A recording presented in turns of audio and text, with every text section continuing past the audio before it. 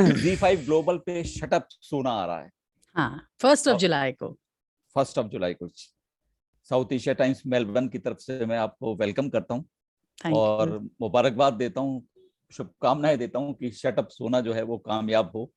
धन्यवाद। और आप थोड़ा सा बताइए, ये तो मुझे पता लगा है कि ये जो शटअप सोना है वो आपके इर्द गिर्द घूम रही है फिल्म, और जो विवादों से आप घिरी रहती हैं वही इस फिल्म की जो है वो। सिर्फ विवादों से नहीं, बहुत सारा म्यूजिक भी है इस फिल्म में। और एक झरोका, जैसे आप कह सकते हो, एक विंडो है into a female artist life in India. और हमारे इंडियन इंडस्ट्री, म्यूजिक इंडस्ट्री या फिल्म इंडस्ट्री कहो, क्योंकि हमारी अनफॉर्चुनेटली म्यूजिक इंडस्ट्री ज्यादातर एक सबसेट है फिल्म इंडस्ट्री की। इंडिपेंडेंटली म्यूजिक इंडस्ट्री ज्यादा कुछ यहाँ पे स्ट्रांग नहीं है अभी, और इतने बड़े देश में नहीं है, तो दुख की बात है, मैं ये कह रही हूँ। लेकिन बहुत सारे, I mean there are many other layers in this film. एक तो म्यूजिकल इकोसिस्टम के लिए आपको एक विंडो मिलेगा, एक टूरिंग आर्टिस्ट, और इंडिया में स्टेज पे क्या होता है behind the scenes, having a band, female artist. तो सिर्फ विवादों से जुड़ा हुआ नहीं है, विवाद भी है लेकिन बहुत इंपॉर्टेंट विवाद है। आई थिंक उससे, मेरे ख्याल से, it is speaking to a lot of young Indians around the world कि ये हमारी रियलिटी है, और अगर हमको बदलना है, हमको इस सब के बारे में बात करना चाहिए। We should be talking about such things. लेकिन सोना, एक बात है कि आप जो है वो मतलब एक जो आपकी पर्सनैलिटी है ना, वो मतलब एक पहाड़ी सड़क की तरह, ना जाने कब अचानक मोड़ आ जाए। हाँ, ये आप कह रहे हैं, आपको लगता है ऐसे? जी मैं नहीं। ऐसे, I am not that impulsive. वो लोगों को लगता, कुछ लोगों को लगता होगा, हु आर एक्सपेक्टिंग कि औरत है तो एक सर्टेन सेट ऑफ रूल्स से ऑपरेट करें, आवाज अपना सहमी हुई रखें, या पर्सनालिटी ज्यादा दिखाएं ना। मैं उनमें से नहीं हूँ, और अगर आदमी ऐसे करे तो उसे बहुत ही सुपरस्टार लीडर माना जाता है, या कोई किसी को लगता है कि बैड एस है। We love bad boys. Salman Khan तो सुपरस्टार इसीलिए है कि बैड बॉय हैं, बहुत अलग अलग तरीके से हमारे कल्चर में। बट औरत अगर कोई पर्सनालिटी दिखाए तो ये सब सुनने को मिलता है कि हाँ, अनप्रेडिक्टेबल है, ट्रबलसम है, डिसोबीडियंट है, अपनी लाइन में नहीं रहती है, इरिटेटिंग है भाई। बट द ट्रूथ इज, इसीलिए तो फिल्म बनाया हमने कि भाई we have to have a space for women like me, और मेरे जैसे औरत actually hopefully tells the world कि इट्स टाइम टू चेंज। आप औरतों को भी जगह दीजिए, और किसी बात पे अगर इरिटेटेड हूँ, अगर इलॉजिकली इरिटेटेड हूँ या कुछ इम्पल्सिवली कर रही हूँ, तो मैं मान सकती हूँ। लेकिन कोई जेन्युइन रीजन है और मैं लॉजिक के साथ बात कर रही हूँ, आपको समझा रही हूँ, तो आपको सुनने की क्षमता होनी चाहिए। नहीं, लेकिन सोना, एक बात समझ में नहीं आती, जो आप मतलब सलमान को भी नहीं छोड़ती, आप कंगना रनौत को भी नहीं छोड़ती, आपकी पार्टी का ही भी पता ही नहीं चलता कि आपकी कोई लीनिंग भी नहीं है, आप किसी को भी नहीं छोड़ती, मतलब कोई ठप्पा आपके ऊपर नहीं लगा हुआ। वरना आजकल जिस तरह से आर्ट की दुनिया में भी ठप्पे लग गए हैं कि लेफ्ट है, ये राइट है, वो तो नहीं है। तो आप हैं क्या? आपने सही नोटिस किया, मैं आर्टिस्ट हूँ। मैं इश्यूज पे बात करती हूँ। अगर मुझे कुछ सही लगे, या ये नहीं कि हमेशा मैं भी गलती कर सकती हूँ, और मैं अपनी गलतियों को मानने के लिए भी रेडी हूँ, क्योंकि कोई, मैं ह्यूमन हूँ, आई एम नॉट परफेक्ट। और मैं फेमिनिस्ट भी फ्लॉड हूँ। मुझे तो बहुत लोगों ने फिल्म देख के बोला कि आप बार बार अपने हस्बैंड को क्यों पूछते हो, खाना खाया क्या, खाना खाओगे क्या? उनको बहुत बड़ी दिक्कत हुई। उनको लगा कि फेमिनिस्ट होके आप इतना ज्यादा क्यों अपने हस्बैंड के खाने के पीछे पड़ते हो। मैंने कहा पता नहीं कौन सा फेमिनिज्म का किताब है जो मैंने पढ़ा नहीं है। मैंने तो वैसे पढ़ा नहीं कोई किताब। मैं ना, राइट और रॉन्ग, मुझे एक इनहेरेंट सेंस ऑफ फेयरनेस जो है वो अपने दिल से आता है। तो मेरा पहला एल्बम का एक गाना था, दिल से एक आवाज आती है, वो मुझको रास्ता दिखाती है, कभी हर शोर को दबा देती है, कभी आवाजों में दब जाती है, जब उम्मीदें छोड़ देती हूँ, वो मेरे दिल में गुनगुन गुनगुन गुनगुनाती है। तो ये दिल की जो आवाज है ब्यूटीफुल। उसको मैं सुनती हूँ। और आई थिंक मैं पॉलिटिक्स एग्नोस्टिक हूँ। मुझे तो लगता है कि ये जो आज के दुनिया में सबको एक लेबल लेकर जाना है ना कि हम राइट हैं लेफ्ट हैं, मेरे तो ऐसे कोई आई डोंट थिंक ऐसे कोई लक्षण है विच आई कैन टेल यू। बहुत देर तक मुझे पता भी नहीं था ये राइट लेफ्ट क्या है, टिल फ्यू इयर्स अगो। अभी तो ट्विटर में आपको अगर ये साइड नहीं हो तो आपको वहां से मार, मुझे हर साइड से मार पड़ती है। बट मैं ये कह सकती हूँ मेरे दोस्त भी हैं दोनों साइड में।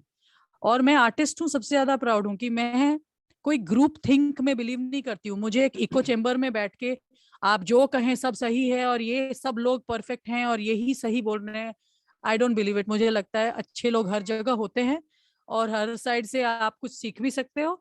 और लेकिन ये जो फालतू का जो वो चला हुआ है ना कैंसिल कल्चर, कि ये ऐसा है तो इनको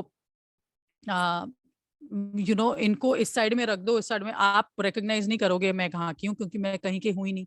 आई एम एन आर्टिस्ट। और मुझे लगता है मुझे अपने कल्चर और अपने आइडेंटिटी पे बहुत ज्यादा गर्व है। I think that's what makes us unique, कि हम एक बहुत ही यूनिक सिविलाइजेशन है जो 5000 साल बाद भी अभी भी यहाँ पे साड़ी और सलवार कमीज और घाघरा चोली पहना जाता है। ये कॉस्ट्यूम नहीं है, ये एक बहुत ही अनोखा कल्चर है जहाँ पे अभी भी हमारी वेशभूषा, हमारा जो खाना, हमारा जो फैमिली सिस्टम है बहुत ही अनोखा है और हमने उसको बनाए रखा है। मैं बहुत सारे ऐसे जगह जाती हूँ, मुझे लगता है इंटरचेंजेबल है, वो न्यूयॉर्क है या कोरिया है, जापान, सब कपड़े एक जैसे पहनते हैं। So there is something beautiful about हमारी जो कल्चर है। और म्यूजिकल कल्चर भी बहुत ही अनोखी है। हमारा जो सिंगिंग स्टाइल है बहुत कॉम्प्लिकेटेड है। लता जी जैसे दिग्गज सिंगर, जैसे मेन स्ट्रीम में सबसे नंबर वन थी इतने डेकेड्स के लिए, लेकिन उनकी सिंगिंग जो इतनी बारीकी और बिल्कुल क्लासिकली ट्रेंड, वो ऐसे कौन से देश में ऐसे कॉम्प्लिकेटेड सिंगिंग को मेन स्ट्रीम में सराहा जाता है? वो हमारे इंडियंस ही इवॉल्व ऑडियंस है जो इसको बहुत नॉर्मल हिसाब से सुन लेते हैं। नहीं तो और कई वेस्टर्न हिसाब में तो वो ओपेरा सिंगिंग कहलाएगा, वो तो एक नीश सा एक जॉनर है। लेकिन पॉप सिंगिंग, और हमारे पॉप कल्चर में तो इतनी अमेजिंग म्यूजिक है। तो एक शटअप सोना में वो म्यूजिक का भी आपको एक विंडो मिलेगा कि मैं शो के पहले तो 2 घंटा एक रियाज होता है जो मेकअप हेयर चलता है, लेकिन मैं अपने पुराने बचपन के बंदिशें राग ये सब याद करती हूँ और मुझे उसमें उतना ज्यादा मजा आता है जितना स्टेज पे जाके अपने पॉपुलर गाने गाने का। सो द फिल्म, मैं कहना चाहूंगी ये एक प्रेम पत्र है अपने देश को, और इस टाइप का प्रेम पत्र है ऐसे देश को जो कभी कभी मुझसे थोड़ा अनकंफर्टेबल रहता है, लेकिन प्यार भी बहुत जताता है। मुझे प्यार भी बहुत मिलता है इंडिया से।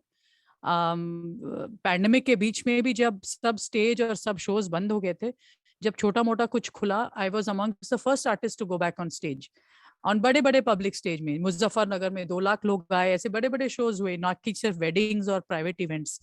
तो मुझे लगता है इंडिया से बहुत प्यार मिलता है। लेकिन यहाँ का जो इंडस्ट्री है थोड़ा, यहाँ का थोड़ा अजीब है।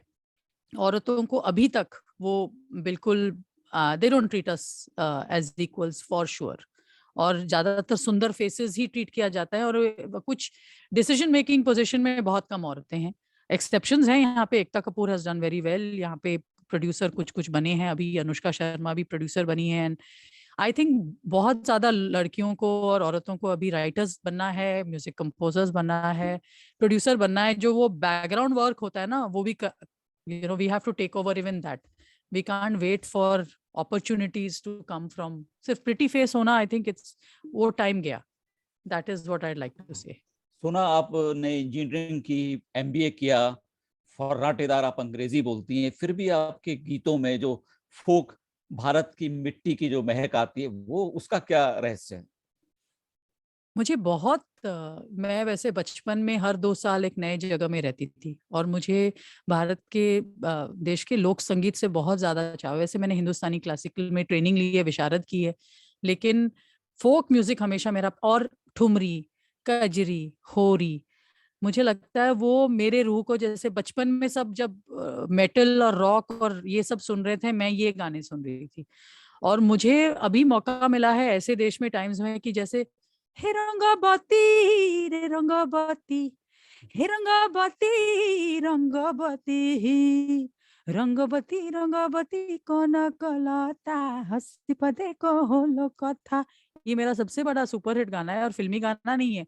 या बाबुल प्यारे सज्जन सखारे सुनो मेरी मैया, बोझ नहीं मैं किसी के सर का, नाम मझधार में नैया, अरे मुझे क्या बेचेगा रुपया।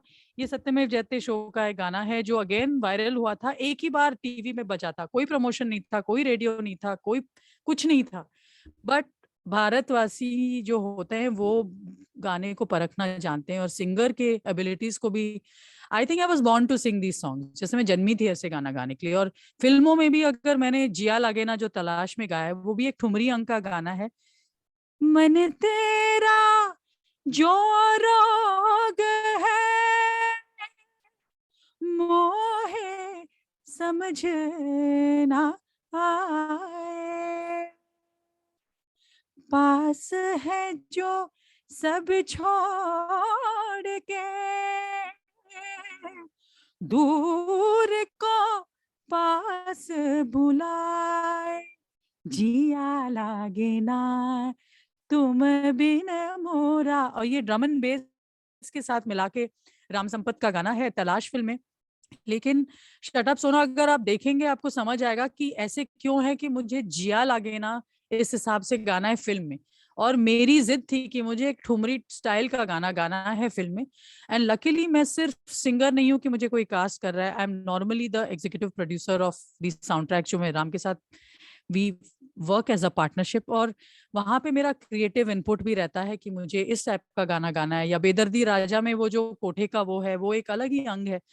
एंड ये सब जो इतने सारे जॉनर्स हों, गजल, ठुमरी, अभंग, मैंने अभंग भी गाए हैं, नाट्य संगीत भी गाए हैं, और उनको मेन स्ट्रीम में लेके आना और उसको कूल करना, I think it's wonderful to do that. क्योंकि जो हमारी नई पीढ़ी है, नई जनरेशन है, they get to I mean they get to connect to a genre which would become outdated अगर उसको आप रीइन्वेंट ना करो और प्रेजेंट मत करो विद अ न्यू साउंड। तो कुछ ट्रेडिशनलिस्ट हैं, उनको तकलीफ भी होती है, वो सोचते हैं कि ट्रेडिशनल गाना है उसको ट्रेडिशनल हिसाब से ही प्रेजेंट हाँ, जैसे करना चाहिए। रंगाबाती के साथ हुआ, उस पे भी बहुत सवाल उठे। कंट्रोवर्सी हुए, जी। तो इसलिए मैं आपको बता रही हूँ वो controversy, it was worth having that controversy. Youth of Orissa तो ऐसे छाती फूल के घूम रहा है कि वाह इंटरनेशनल हिट हो गया रंगावती। अभी मैं पंजाब में गाऊं या मैं कोचिन में जाऊं या न्यूयॉर्क जाऊं, मैं रंगावती के बिना स्टेज से उतर नहीं सकती। और उड़िया गाना, संबलपुरी गाना, I take it across the world.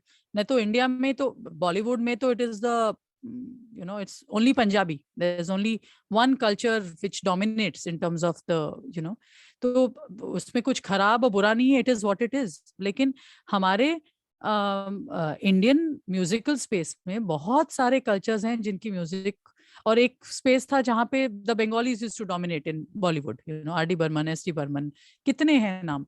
So I just think कि पूरे प्रांत में we have such a musical diversity, main stream में उस सबको स्पॉटलाइट मिलना चाहिए। सो मैं तो स्टेज पे जाके एक पूरा एक सेक्शन करती हूँ which is folk music in the main stream. बहुत सारे फोक गाने सुपर हिट हैं अपने फिल्मी में, लेकिन सैड पार्ट ये है कि फिल्मों में क्रेडिट नहीं देते हैं। गेंदा फूल हो या बन्नो तेरा स्वैगर लागे सेक्सी, ये सब ये यूपी का फोक गाना है, वो छत्तीसगढ़ का फोक गाना है।